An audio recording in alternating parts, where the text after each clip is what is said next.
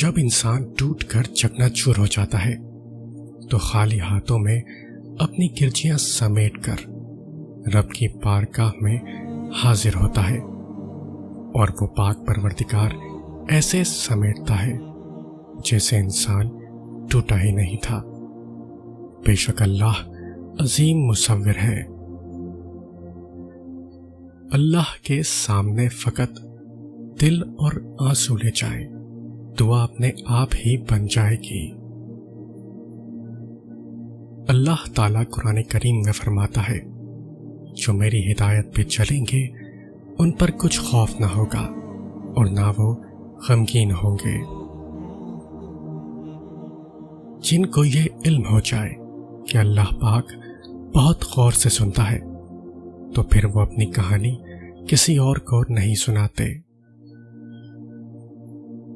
لوگ جو کہتے ہیں انہیں کہنے دو، آپ کیا ہو، کیسے ہو، یہ اللہ کی ذات جانتی ہے۔ مصیبت کے وقت پہلا دھیان جس طرف جاتا ہے انسان کا توکل وہی ہے، اور جب جب میں نے کچھ کھویا ہے میرے رب نے ہمیشہ بدلے میں مجھے کچھ بہترین عطا کیا۔ زندگی جب بھی رلائے تو سمجھ جانا گناہ معاف ہو گئے، زندگی جب ہنسائے تو سمجھ جانا دعا قبول ہو گئی۔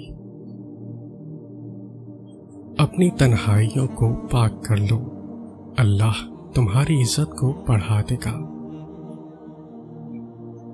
اللہ تعالیٰ فرماتا ہے کہ میں ہوں، تو مجھے بتایا کر، میں تیری ہر بات سنوں گا، سمجھوں گا اور شک کیے بنا تجھ پر یقین کروں گا۔ موسیٰ علیہ السلام کی طرح اللہ راستے ان کے لیے بناتا ہے جو اللہ پر توکل کر کے آزمائشوں کے سمندر پر صبر سے چلے جاتے ہیں۔ اگر انسان صابر ہو تو اس سے کی گئی ہر زیادتی کا جواب عرش سے آتا ہے۔